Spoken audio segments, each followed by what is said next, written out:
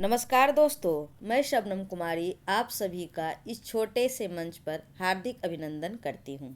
तो बताइए कैसी चल रही है आप लोग की तैयारी। उम्मीद है आप लोग तन मन धन सभी को अर्पित कर इस एग्ज़ाम की तैयारी में लगे होंगे।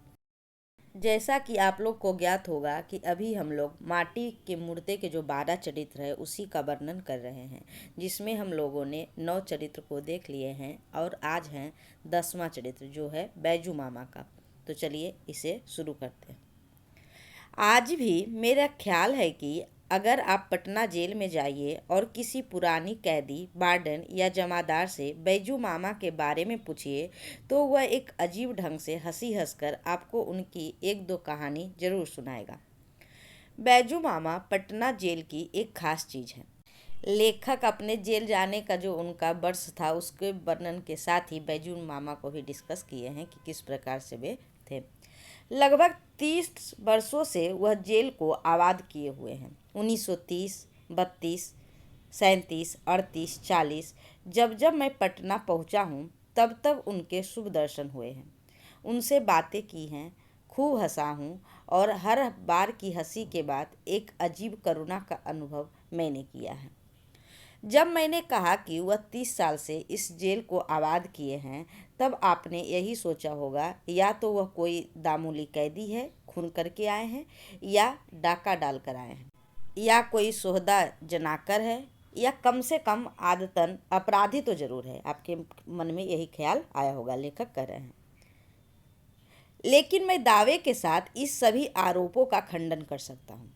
उनके चेहरे या तो चाल ढाल से कहीं से भी उनमें आप खूंखार या मुजरिम होने का कोई चिन्ह नहीं पा सकते। तो भी वे जेल में हैं और 30 वर्षों से। इसके बावजूद भी वो क्या हैं, जेल में हैं। और कितने साल से जेल में हैं? 30 वर्षों से। प्रश्न भी आ सकता है। कैसा आश्चर्य। वह हर बार एक ही अपराध में आते हैं जिसमें आज तक एक बार में 2 साल की कैद से ज़्यादा की सज़ा उन्हें नहीं मिली है। ज्यों ही छूट कर जाते हैं उसी अपराध को दोहराते हैं और फिर 1-2 साल की सज़ा लेकर पहुंच जाते हैं। वह अपराध क्या है? चोरी। आप सोचते होंगे कि ज़रूर वह पक्के चोर होंगे। उन्होंने गैंग बना लिया होगा, बड़े बड़े हाथ साफ करते होंगे, जैसा कि जेल में 1-2 बार आकर साधारण चोर भी उस्ताद बन जाता है। लेकिन अगर वह इस कोटि के चोर होते तो मुझे उन पर लिखने की कोई ज़रूरत नहीं होती। मुझे अपराध शास्त्र कोई दिलचस्पी नहीं कि उस पर अनुसंधान करता। बैजू मामा एक अजीब चोर हैं। चोरी में 30 साल की सज़ा वह भुगत चुके, लेकिन अभी तक 30 रुपये वह एक बार कभी भी ना पा सके। नहीं तो उनके ही कथनानुसार आप उन्हें जेल में नहीं पाते। उन्हें कितने रुपये चाहिए? एक 30 रुपये उनको चाहिए। किनको? बैजू मामा को। और कबीर के इस दोहे के अनुसार, सिंघन की लहरें नहीं, हंसन की नहीं पात, लालन की नहीं बोरियां, साधु न चले जमात। उन्होंने आज तक कोई जमात भी नहीं बनाई, तो वह क्या सचमुच साधु हैं? छी छी, मैं एक पुराने चोर को साधु कहूँगा? ऐसी इतनी बड़ी गुस्ताखी करके साधु समाज में कौन सा मुंह दिखला सकूँगा? मैंने कह रहे हैं कि आपको लग रहा है कि हम कहेंगे कि वो साधु थे। नहीं, मैं साधु उनको नहीं कहूँगा। मैं ऊंची श्रेणी का कैदी था। इस जेल में ऐसे लोगों की सुख सुविधा की कोई खास जगह नहीं होने के कारण मुझे अस्पताल में ही रखा गया। एक दिन मैं अस्पताल की ही छोटी सी बगीचे के बीच छोटे से आम के पेड़ की छाया में बैठा कलम घिस घिस कर रहा था कि एक बूढ़ा मरीज कंबल ओढ़े आ रहा था। वह धीरे धीरे आया और कमजोरी के कारण डगमगाता हुआ फूल की क्यारी में बैठ गया। फिर एक बार हसरत की निगाह से चारों ओर उसने देखा और कंबल के नीचे से एक खुरपी निकाल हुआ धीरे धीरे इधर उधर उग आई घासों की निकौनी करने लगा। थोड़ी देर की वह निकौनी कर पाया होगा कि अस्पताल का मेट हाथ में दवा की प्याली लिए उसे ढूंढता हुआ पहुंचा और उसे निकौनी करते देख बौखला उठा। मामू, तुम इस बार मर के ही रहोगे।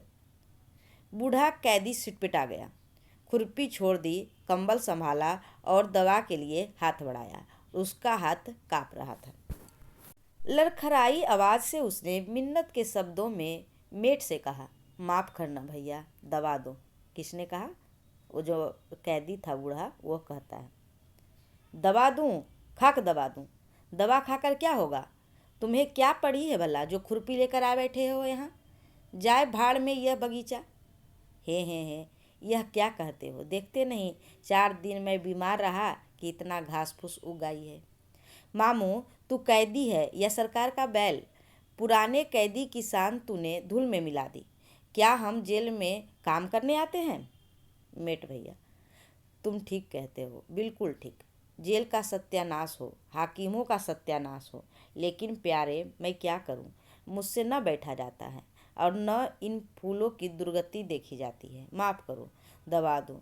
उफ, जाड़ा लग रहा है। कौन कहता है? वो बूढ़ा कैदी कहता है। बीमार कैदी की आंखों में अब आंसू थे, ऐसे आंसू जो ज़बरदस्ती आंसू वसूल करते हैं। मेट की आंखों भी डबडबा आई। तुम इस बार मरोगे मामू। मेट क्या कहता है कि इस बार तुम मर ही जाओगे, देखना ना। गुस्सा में कहता है, जो काम कर रहे थे इसीलिए वो गुस्सा में कहता। कहकर उसने दवा की प्याली उसके हाथ में दी। हाथ के कंपन से कुछ दवा उसकी ठुड्डी पर गिर गई और कुछ गले के नीचे गई। दवा पीकर उसने एक बार थूक फेंकी और फिर बैठा नहीं रह सका। कंबल ओढ़े वहीं लुढ़क गया। थोड़ी देर के बाद वह फिर उठ बैठा। एक बार फिर उसने सभी पेड़ पौधे की हसरत भरी निगाह डाली और खुरपी हाथ में ले अस्पताल की ओर चलता बना। इस बार जाते समय मैंने गौर से उसकी ओर देखा। 60 साल की उम्र, तांबे का रंग, चेहरे पर झुर्रियाँ, बाल एक एक सफ़ेद, लेकिन इस बीमारी में भी जब पैर डगमगा रहे थे वह तनकर जा रहा था, जैसे वह एक नौजवान है। स्वभावतः मैं उस कैदी की ओर आकृष्ट हुआ। वह बैजू मामा थे। क्या नाम था उनका? वह बैजू मामा थे। इस जेल के कैदियों के मामा, वार्डर के मामा, जमादारों के मामा, यूँ कहिए कि तमाम पटना जेल के मामा थे। कौन थे वो? बैजू मामा थे। सब उनको मामा कहते थे। लेखक जब पहली बार देखे थे बैजू मामा का, उसी का वह वर्णन किए। अब वर्णन करते हैं उसके बाद क्या हुआ उनके साथ। अब मैं बैजू मामा के साथ घुल मिल गया। उनकी बीमारी अच्छी हो गई है। वह अपनी खुरपी कुदाल से दिन भर झगड़ते रहते और मैं उन्हीं की बसाई बगीचे में एक आम के पेड़ के नीचे बैठकर उनकी मेहनत मशक्क़त देखता रहता। जब वह थक जाते तो मेरे पास आ जाते। न वह बीड़ी पीते न खैनी खाते। मैं उनका क्या स्वागत करता भला। जेल का सबसे बड़ा स्वागत सत्कार इन्हीं 2 नायाब चीज़ों से है। खैर, वह मेरे नज़दीक पहुंचकर मुझसे सूरज और गांधी बाबा के हालचाल पूछते और मैं धीरे धीरे उनकी राम कहानी जानने की कोशिश करता। धीरे धीरे, क्योंकि देखा बैजू मामा अपनी ज़िंदगी के बंद किताब बनाकर ही रखना चाहते थे। साधारण मुजरिमों की तरह अपनी कहानी बढ़ा चढ़ाकर कहने की बात तो दूर रही, जब बड़ी खोद खाद के बाद कुछ कहते भी तो कहते कहते शर्मीली लड़की की तरह बीच में ही रुक जाते और उनके झुड़ीदार गालों के रंग में कुछ तब्दीली आ जाती। कभी कभी झुंझलाकर कहते, बाबू, यह पाप की कहानी क्या सुनते हो आप? चोर बदमाश की बातें कहीं सुनी जाती है। लेकिन उनकी ज़िंदगी की एक एक कड़ी आखिर मैंने जोड़ ही ली। बैजू मामा इसी पटना के ज़िले के बाढ़ सब डिवीज़न के हैं। एक साधारण किसान थे। एक बार हालत ऐसी हो गई कि बैल के अभाव में उनकी खेती रुक गई। कहीं से 30 रुपये कर्ज लिया और गंगा के उस पार बैल खरीदने चले। सुन रखा था कि उस तरफ अच्छे बैल मिलते हैं और सस्ते। गंगा पार कर बैल की कई पेटियां में गए, क्योंकि कम से कम पैसों में अच्छी से अच्छी चीज़ चाहते थे। इसी दौड़ धूप में उनके दिमाग पर शैतान का कब्जा हुआ। उन्होंने पाया कि उस तरफ लोग गर्मियों में बैलों को घर के बाहर ही बांध देते थे और उनकी कोई खास रखवाली नहीं करते। पटना जिला में ऐसा नहीं होता है। शैतान ने उनके कानों में धीरे से कहा, बैजू, क्यों ना इनमें एक बैल रात में खोल लो और गंगा पार कर जाओ। यह बात उन्हें भा गई। बैल भी हो गया और पैसे भी बच जाएंगे और खेती भी निभ जाएगी, कर्ज भी नहीं रहेगा। लोग पूछेंगे तो कह दिया जाएगा, बोल बैल मोल लिया है। बस हल्दी लगी न फिटकरी, रंग चोखा। बैजू मामा तैयार हो गए। उनका विचार नहीं था, उनके साथ जो गया था उसका विचार था। एक रात एक गांव से एक अच्छा सा बैल खोलकर वह चल पड़े गंगा की ओर। और जिस समय बैल खोलने गए थे उस समय तो हाथ ही काँपे थे। अब जब दिन उठाया और उनका शरीर काँप रहा था, जैसे कपकपी लग गई हो। ठीक से पैर नहीं उठते। जितने लोगों को देखते मालूम होता सब उन्हीं को तलाश में है। जैसे चोरी किए हैं तो उनको लग रहा है कि सब लगता है इसी का बैल है, सब हम ही की ओर देख रहा है। इसी तरह के कहानी किसमें है? गबन में भी है। गबन में भी इसी तरह के उपन्यास में वर्णन किया गया है। हर आँख मानो उन्हीं को घूर रही है, हर अंगुली मानो उन्हीं की ओर उठ रही है और हर कानाफूसी में उन्हीं की बात हो रही है। दिन ढलने पर वह देहाती सराय के निकट पहुँचे। उनकी नस नस ढीली पड़ गई थी और भूख और थकावट से परेशान थे। बैल को एक पेड़ से बांध दुकानदार से लोटा डोरी ले कुएं पर गए। हाथ मुंह धोया और हाथ मुंह धो ही रहे थे कि एक दुकानदार उसी दुकान पर आकर बैठ गया। क्या मेरी ही तलाश में है? क्यों ना बैल को छोड़कर भाग लूं, तब तो और भी पकड़ा जाऊंगा। क्या मुझसे भगा जाएगा? फिर ऐसा बैल इस जिंदगी में क्या फिर नसीब ही नहीं हो सकता। नहीं नहीं, वह मेरी तलाश में नहीं है। इस तरह सोच विचार कर वह दुकान पर गए और दुकानदार से 2 पैसे के चने लिए। मुंह में रखते थे चना और पेट में फूट रहा था लावा। चने मांगने के समय इनकी मगही बोली सुनी थी, इसीलिए जब चने खा रहे थे तो दुकानदार ने इनके घर वगैरह के बारे में स्वभावतः ही पूछना शुरू किया और घर के बाद बैल की चर्चा आई। बीच में ही दफादार पूछ बैठा, यह बैल तुम्हारा है? अच्छा बैल है, कितने में खरीदा? यह सवाल और बैजू मामा कह रहे थे कि सुनते ही उनके होश गायब हो गए। 2-3 सवाल और वह दफादार कूद कर इन्हें पकड़ चुका था। चोट्टा कहीं का, यह बैल 40 रुपये का है और बाजितपुर की पेटियां कहीं बुध को लगती है। बैल भी गया और उनके पैसे भी छिन गए और पिटाई भी कम नहीं लगी। समस्तीपुर के मजिस्ट्रेट ने 1 साल की सजा दी और सजा काट कर निकले तो फिर कौन सा मुंह दिखाने घर जाते। वंश में कलंक लगाया। क्या हुआ? इसी में जब पूछ रहे थे तो झूठ झूठ बोले, लेकिन पकड़ा गए और उसी समय फिर उनको कहाँ पकड़ा दिया गया? समस्तीपुर जेल में पकड़ा दिया गया और उन्हें 1 साल की सजा हो गई। वंश में कलंक लगाया। बैजू मामा, आप कौन जात हैं? मैंने अचरज में आकर उनसे पूछा, क्योंकि उनका चेहरा बताता था कि किसी अच्छे घर के हुआ है। इस सवाल से वह घबरा गए और फिर कहा, जेल टिकट में देखिए ना, दुसाध लिखा है। जेल टिकट में जो कुछ लिखा हो, आखिर आप हैं कौन जात? दुसाध तो आप हो ही नहीं सकते। मेरे बार बार पूछने पर बैजू मामा कुछ उद्विग्न से हो उठे। उनके चेहरे पर झुर्रियाँ और सघन हो गई। चोर का क्या नाम था, क्या जात पात? चोर बस चोर है बाबू, लेकिन हाकिम के सामने तो कुछ बताना ही पड़ता है, बस कुछ लिखा दिया। उनकी आवाज़ में एक हार्दिक पीड़ा थी। तो क्या आप बाहर ताड़ी दारू पीते हैं? अब तो जैसे उनका धीरज टूट गया। भर्राई आवाज़ में बोले, हाय बाबू, आप कितने भोले हैं। क्या बिना नशा खाए चोरी हो सकती है? निशाचरी काम के लिए पहले निशाचर बन पड़ता है बाबू। उद्विग्नता में ही वह चुपचाप वहाँ से चल दिए। जब लेखक उनके जात के बारे में पूछ रहे थे तो वह अपने जो कार्ड था उसमें दुसाध लिखा दिए थे, लेकिन ऐसा लग रहा था कि वो यहाँ पे झूठ बोल रहे हैं। तो चलिए आगे देखते हैं। मुझे पता चला था कि उनके घर पर अब भी गृहस्थी होती है, अच्छी गृहस्थी होती है। भाई मर चुके, 2 भतीजे हैं और उनके बाल बच्चे हैं।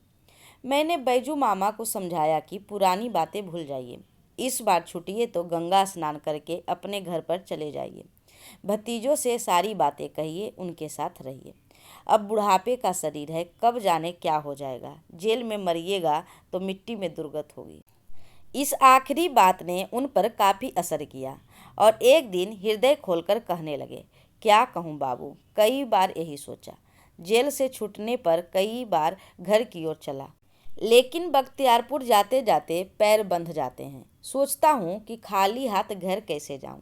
भतीजे तो मानने भी लगेंगे, पर उनकी बहुएं तो पराए घर की बेटियाँ ठहरी, कहेंगी यह बूढ़ा कहाँ से टपक पड़ा। कुछ लेकर जाऊं तो वह भी समझे कि आखिर कुछ आया है तो है। कम से कम एक गाय खरीद करके ही ले चलूं। एक गाय 30 में तो अच्छी मिल जाती है, लेकिन रुपए कहाँ से आवे। चोर हूँ ही, क्यों न एक आध हाथ और मार लूं।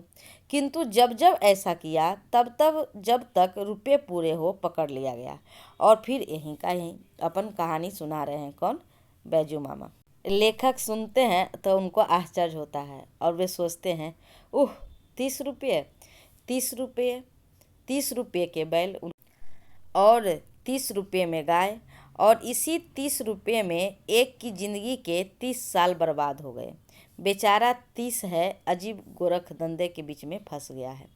मैंने इस तरह के सोच ही रहा था कि बैजू मामा फिर बोल उठे।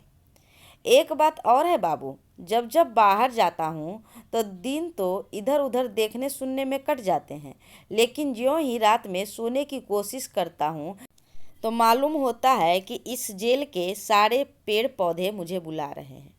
यह आम का पेड़, यह अमरूद, यह नीम, यह जामुन, सब के सब मेरे ही लगाए हुए हैं बाबू। मैंने ही इसके पौधे रोपे, इनकी थालों में पानी दी और निकौनी की। होते होते आज ये कितने छितनार हो चले हैं। और इन बेलों, गुलाबों, गेंदों का खानदान किसने लगाया बढ़ाया? इसी बैजू ने बाबू। जब बाहर होता हूँ रात में ये सब के सब मुझे पुकारते हैं। हाँ बाबू, सच कहता हूँ, नींद नहीं आती है। सोचता हूँ कि हाय उस आम की टहनी को न कोई मरोड़ दे, उस नीम को लोग दातुन कर करके न सुखा दे। ये बेले और गुलाब के पौधे बिना सिंचाई निराई के कहीं बर्बाद न हो जाएंगे। बस इधर उधर करके दौड़ा दौड़ा पहुँच जाता हूँ। सुन के आश्चर्य भी लग रहा है कि ऐसा भी कोई आदमी हो सकता है जो बार बार जेल जाने के लिए चोरी करता हो और इस तरह का। लेकिन लेखक कह रहे हैं कि जब बैजू मामा कह रहे थे तो मुझे लग रहा था कि मैं कोई सपना तो नहीं देख रहा हूँ। क्या मैं सचमुच जेल में हूँ? और मेरी बगल में बैठा जो यह कह रहा है, क्या यह सचमुच का चोर है? क्या चोर का ऐसा ही भोला भाला चेहरा होता है? क्या उसकी ऐसी ही भोली भोली बातें हुआ करती है? और क्या उसके ऐसे ही काम होते हैं? जिसने पेड़ पौधे से इतनी तदात्मता प्राप्त कर ली है, जिसे पौधे पुकारते पेड़ बुलाते हैं, क्या वह निम्न कोटि का अधम अपराधी हो सकता है? अगर यह अपराधी है तो निस्संदेह अपराध शब्द का अर्थ हमें बदल देना होगा। और बैजू मामा अपनी होली वाली कहानी भी बाबू को ज़रूर सुनाना। जब एक दिन मेट ने यह कहा तो देखा बैजू मामा के चेहरे पर हंसी की एक हल्की झलक दौड़ गई, और उनके दांत जो 30 वर्षों से जेल की रोटियां चबाते चबाते आधे घिस गए थे, लेकिन जिनमें टूटे एक भी नहीं थे, चमक पड़े।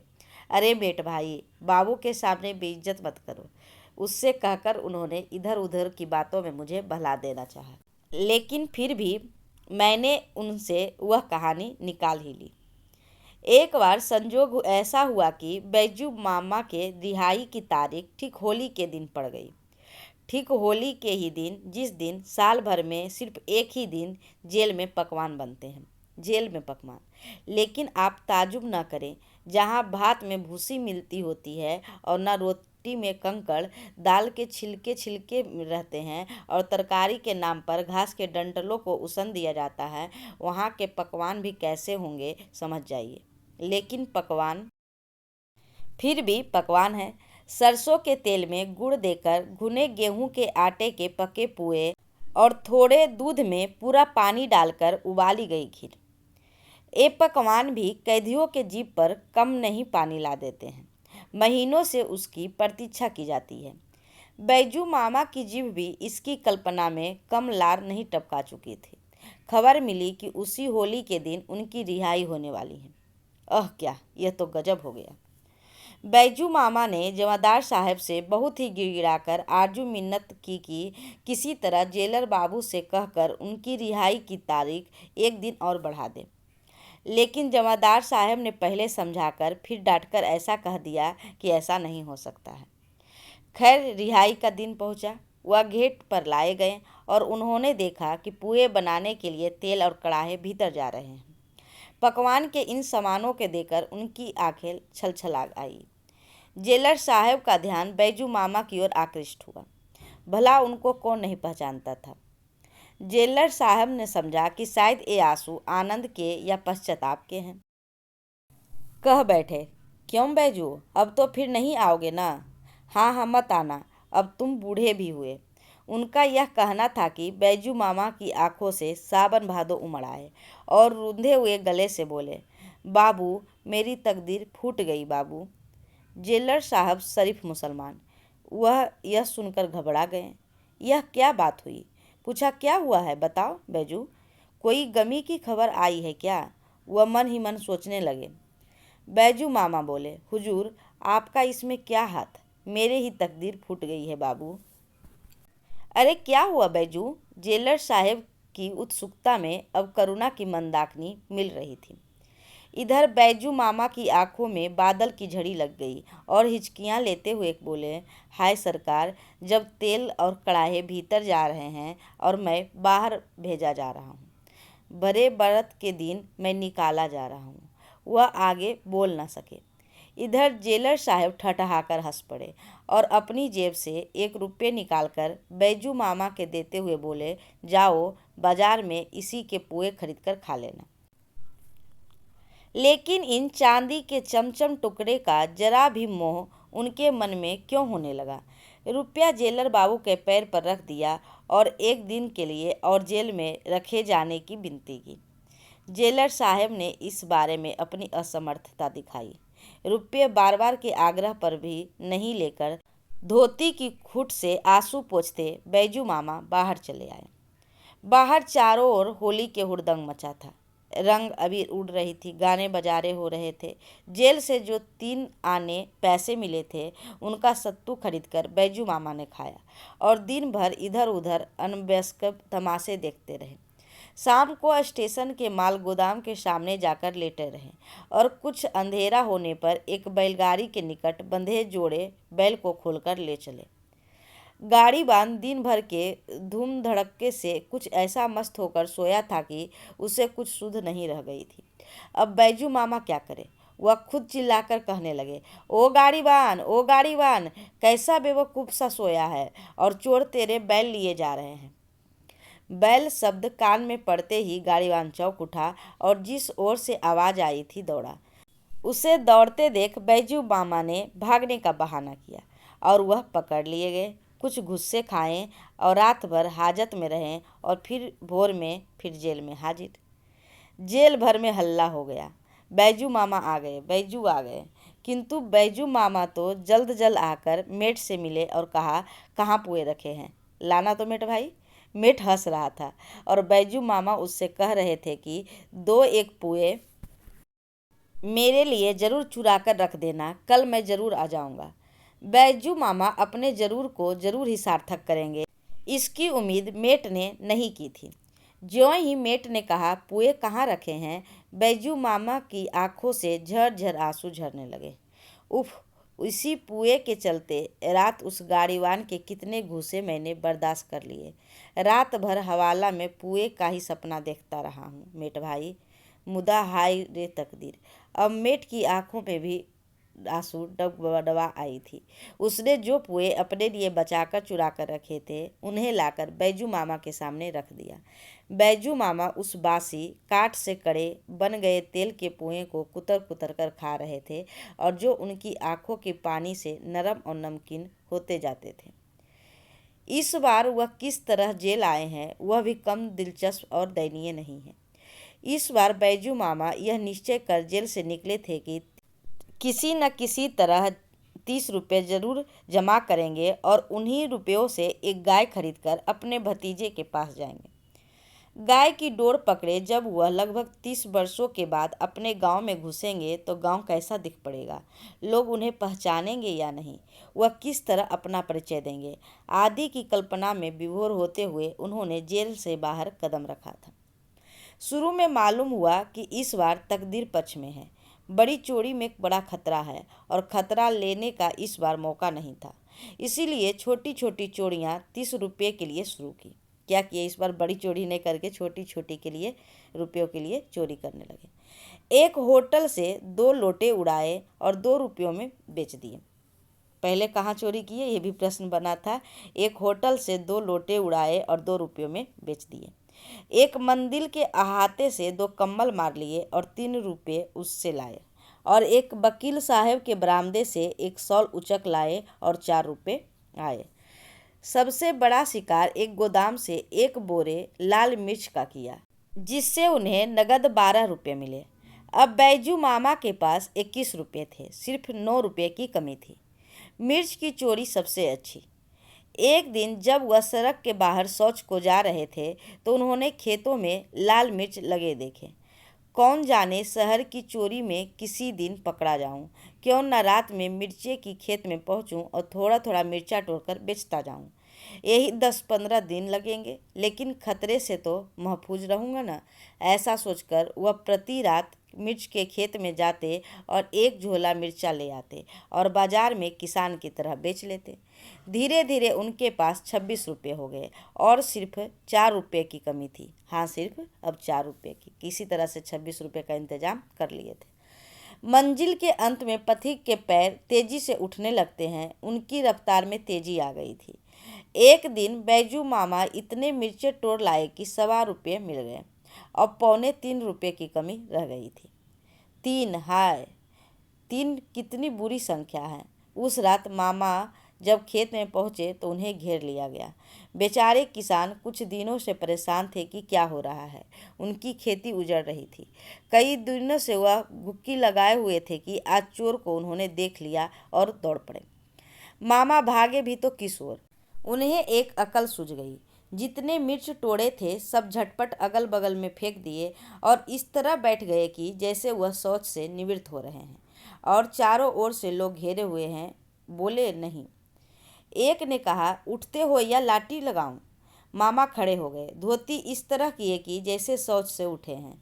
वह मन ही मन सोच रहे थे कि शायद मैं बच गया। उसी समय खेत की बगल से जाने वाली सड़क से एक मोटर गुजरी और उसकी दपादप रोशनी में उनकी बगल में बिखरे मिर्चे दिखाई पड़े।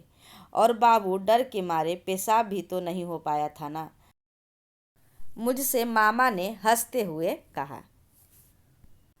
अब क्या, चोरी साफ साफ पकड़ ली गई। मामा फिर थाने में हाजिर किए गए। फिर वही हवालात, फिर वही बाढ़ का छोटा जेल और फिर वही मजिस्ट्रेट की अदालत। लेकिन इस बार विशेषता यह हुई कि किसी तरह पुलिस ने पता लग गया कि मामा पुराने मुजरिम हैं। फलता उन पर सेशन चलाने की तैयारियां की। नौजवान मजिस्ट्रेट ने पुलिस की बात मान ली। दरोगा ने गोलियां देते हुए कहा, बूढ़े, इस बार तुम्हें 5 साल की चक्की पीसनी पड़ेगी। सेशन जज एक बूढ़ा आदमी था। जब उसने मामा से कसूर के बारे में पूछा तो मामा ना ही कर सके। झूठ कैसे बोलते भला? हाँ, एक अर्ज की। हुजूर, सुनते हैं कि सरकार 25 साल काम करने पर अपने नौकरों को पेंशन देती है। हुजूर भी बूढ़े हुए अब पेंशन पाएंगे। मैंने 30 साल जेल में रहकर सरकार का काम किया है। दुहाई सरकार धर्म साक्षी है, काम करने में कभी कोताही नहीं की। जेलर साहब को बुलाकर पूछिए, जमादार साहब को बुलाकर पूछिए, बैजू बिना काम के रोटी नहीं खा सकता। सरकार अब 30 साल की इस गाढ़ी मेहनत के बाद, हुजूर, क्या इस बूढ़े को भी पेंशन का हक नहीं है? दुहाई हुजूर की, दुहाई माँ बाप की, आप इंसाफ कीजिए। हुजूर से इंसाफ न मिला तो यह बूढ़ा और कहाँ जाएगा। यह अजीब दलील थी, किंतु दिल पर इसका असर भले ही हो, दिमाग पर यह क्या असर ला सकता था भला। और जज तो बंधा है कानून के किताब से। उस कानून की किताब के अनुसार सजा के लिए जो बातें चाहिए सब हाजिर है। चश्मदीद गवाहियाँ, अपराध की स्वीकृति। वह किताब जज को यह हक कहाँ देती है कि वह देखे कि अपराध क्यों किया गया। उसमें समाज कहाँ तक अपराधी है और आदमी कहाँ तक, आदमी के कृत्य में परिस्थितियों का कहाँ तक हाथ है, आदि आदि। फिर आदमी के भीतर जो इंसानियत है उसे उभरने देने और उस अपराधी को सही रास्ते पर चलने में मदद करने की ओर ध्यान देना तो उस किताब में जैसे हराम हो। जज बेचारे बूढ़े थे, सहृदय थे, लेकिन जो किताब उन्हें रोटी दे रही थी, इस बुढ़ापे को आराम से बिताने में मदद पहुंचा रही थी, उसकी अपेक्षा वह कैसे करते बेचारे।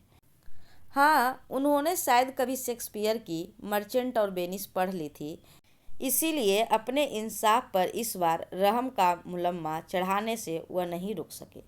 इस बार बैजू मामा को सिर्फ 1 साल की ही सजा हुई थी। इस प्रकार बैजू मामा का जो चरित्र है उसका वर्णन लेखक ने बड़े ही बखूबी ढंग से किए हैं। आपको शायद सुनकर अजीब लग रहा होगा कि ऐसे भी होता था, लेकिन यह कोई कहानी उपन्यास नहीं है, बल्कि यह एक सच्ची घटना पर आधारित है, जो लेखक के नानी घर और दादी घर में जो लोग थे उनकी सत्य कथा पर आधारित ये रेखाचित्र है। इसीलिए यह सही एक रचना है। आपको कैसा लगा कमेंट में ज़रूर बताइएगा और मुझे सपोर्ट करने के लिए तहे दिल से शुक्रिया। Thanks for watching.